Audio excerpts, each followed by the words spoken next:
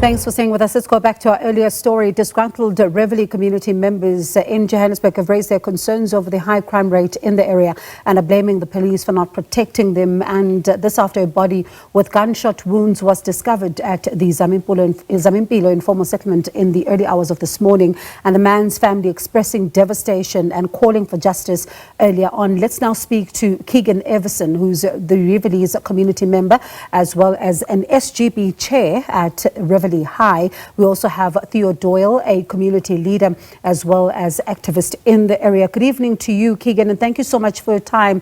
I remember in July 2023, right, a Riverlea resident was killed in a crossfire, but it was unclear at the time whether it was between rival mining gangs or whether police were involved. And now we are here, and another resident has been killed in an apparent crossfire. What is your reaction?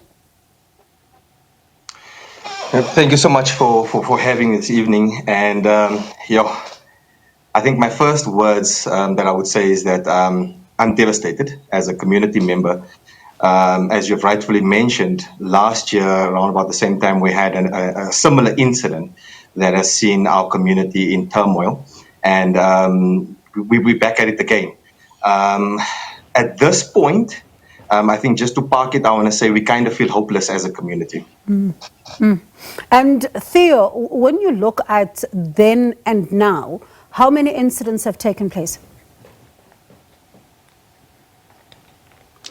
Thank you for this opportunity. I've lost count actually. I will share the same sentiments as my fellow community member and leader, Keagan.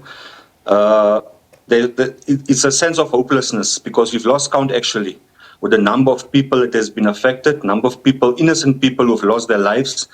And, it can't continue like this. We're not really sure what else needs to happen for government to give urgency to this matter. And I actually feel the same like Keagan. I feel hopeless, but I believe that we can't let this thing overcome us. We must overcome this thing together as a community. I want to circle back to you, Theo, in just a moment, just to tell us exactly what do you think is going on here. But Keagan, describe for us, because in the past, right, we've heard of, stories of broken windows, damaged cars from flying bullets, and this as rival gangs allegedly attempting to assert control over the Zamimpilo Informal Settlement and how this has impacted the community over time. But paint a picture for us. As a Riverlea resident, what is your lived experience? So my lived experience, let me start by what happened last night. So I spoke to a community member this morning, and her husband was not home at the time of the shooting. Now, what she needed to then do was call her husband and say, listen, stay wherever you are because it is not safe to return home.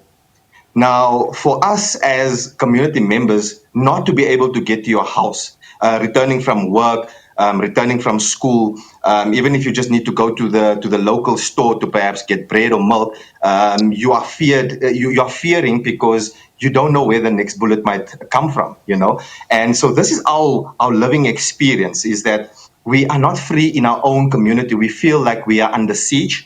And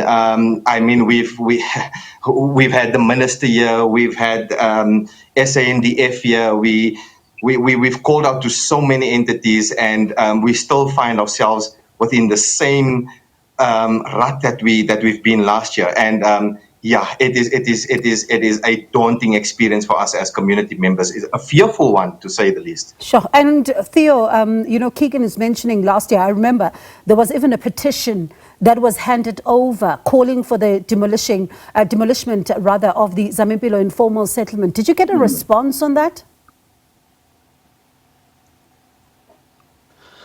There was no response with regards to what transpired with regards to the petition, the memorandum that was handed over to the minister and to all the other stakeholders. And this is a simple thing. It's not a complicated thing. That informal settlement need to be demolished. Department of Home Affairs needs to come in there, Department of Housing, as well as police, as well as the Department of Mining needs to come in there to come and sort out this thing once and for all. I want to actually make use of this platform and make a plea to the powers that be tonight. a urgent plea to the President, to the Minister of Mining, the Minister of Home Affairs, the Minister of Housing, to please come out to Riverlea, Ward 68, and come and see what is happening here. We are being kept ransom in our own community by criminals, by illegal miners. So I hope this get to the President's office tonight, because how many lives must still be lost? You know, how many innocent lives must still be lost while we have a government that have no urgency at all? Theo, is it just, suspected illegal miners, or is there other acts of criminality involved here? It's not suspecting of illegal mining. It is illegal mining. Keagan will attest to that. He is on the ground. He knows about it as well as any community members here in Riverlea. It's not suspecting illegal miners. It is illegal miners, the Zama-Zamas, how they call them. So we need some urgent intervention. And as a community, I believe we're not going to try now to influence, for protest and all this violent stuff, man. But what else must the community do for their cries to be heard? Like, here's now a gentleman who lost his life, an innocent gentleman who lost his life, Jerome. He's known in our community. What must we still do as a community? What must we do to get the attention of the President, the Minister, the responsible ministers? What must we do? So we're making a cry tonight, a plea tonight on this national platform for President Cyril Ramaphosa, Gwede Mantashe, Aaron Matsoaledi, all the powers that be. Please come out to Riverlea. We will welcome you with open arms, and we can see how we can address this matter so that we can live in peace, in safety and security. It's in the Constitution. It's our right to be safe and to be secure wherever we reside. Keagan, let's talk about If I Jerome. may. Let's talk about Jerome. Describe him for us.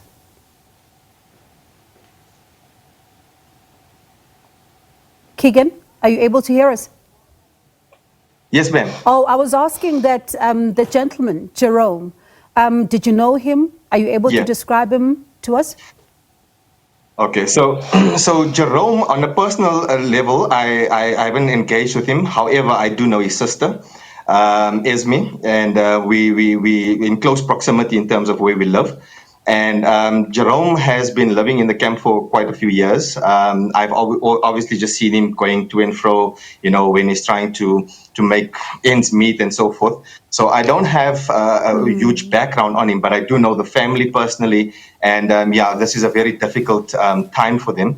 And I think our hearts are just broken as a community because I think we've expressed our feelings last year. We've called out the minister and we spoke about the innocent lives that will be lost. And here we are again. And I agree with the sentiments of Mr. Doyle that how many more lives should we lose?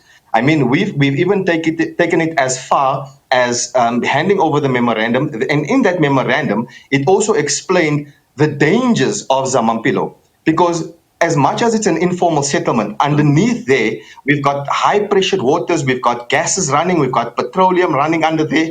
And if we do not put a stop to this illegal mining, we might just see ourselves with a new time Chernobyl. I mean, our community can be up in flames. And that's the other danger that lurks us as a community. So besides the shooting, there's so much more attached to this. And so I want to agree with Mr. Doyle that this is of utmost importance that we have the powers that be that come and address not just the shooting, but all of the other dangers that lurks us as a community. Yeah, because, And Keagan, let me stay with you just for a bit before I move back to Theo. We've seen raids over time. We've seen arrests. At some point, it was over 100 people that were arrested in that informal settlement. We've seen police coming in. We've seen quite a lot that were efforts, especially when there's media attention. And then things appear to die down somewhat. In your assessment as a community, why do you think there's this approach that is seemingly slow to addressing some of the issues you're raising? So what I've noticed is that there's clearly no synergy between SAPS and the NPA, the National Prosecuting Authority.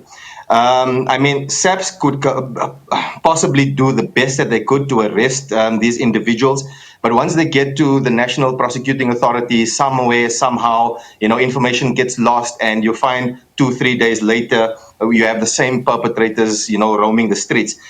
So I think, in my opinion, I think it is important that we have SAPS and the NPA and all the other powers that be come together and find common ground and ensure that each stakeholder's responsibility in having correct evidence, following correct procedures is done correctly, and that will ensure that we have a smooth prosecution thereafter. But some way, somehow, there's a break in communication. There's a lack in evidence, and so for me, I just think it is important that we find the synergy between the relevant stakeholders.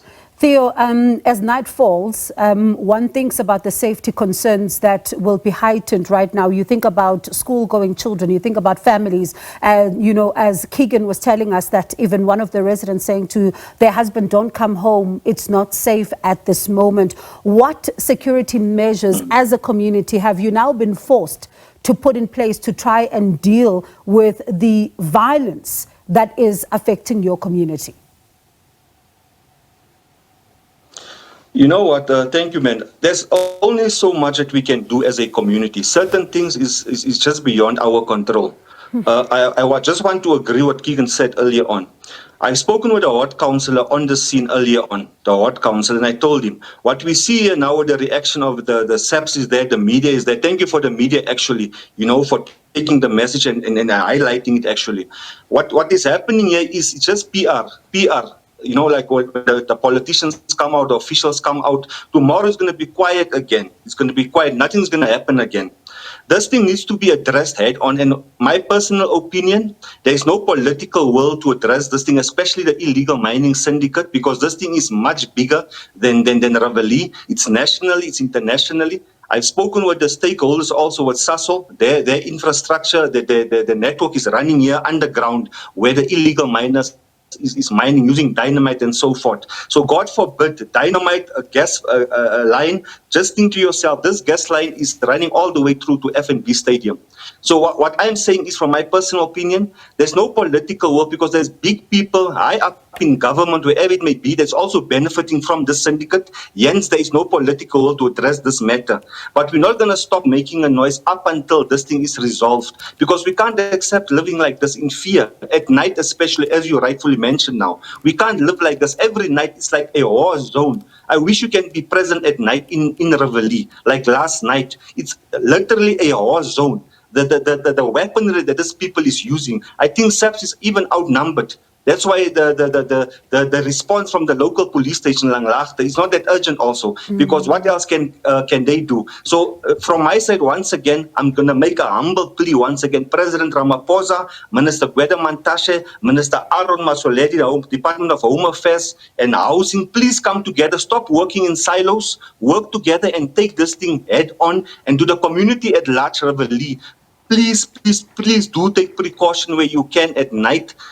Even if family members must pick you up wherever your drop-off spot is, the school children, please do take precautions. There's only so much that we can do as a community. We are dependent on government, actually. All right, gentlemen, let me thank you both for your time. If I may add. Yes, just briefly, Keagan. Briefly. I just want to touch on part of what Mr. Doyle is saying, is that in some interview, I actually spoke to one of the police constables. And this was very disturbing for a constable to mention to me that they don't even have enough firepower to address this issue. And that for me was a huge concern as a resident. Now, currently, our police station is sitting at the lieutenant colonel status. And I think it is important that maybe we start there, that we upgrade our facilities, equip our police better to ensure that they can protect us as a community better. Give them more resources, because as Mr. Doyle has mentioned, that they feel like they are outnumbered. So perhaps that could be a nice starting point there. Yeah, it sounds like a conversation that also needs to extend to the SAPS as well, as to why we're here yet again, just a few years on, because we've seen this over time now, and what exactly needs to be done. But Absolutely. let me thank you both for your time. And certainly, as you say, really heartbreaking, a community in desperate need there, calling for those in positions of authority to deal with the crisis that is plaguing this Riverlea community. That's Keagan Eversen, Riverlea community member, as well as SGB chair at Riverlea High, as well as Theo Doyle, a community leader and activist at Riverlea.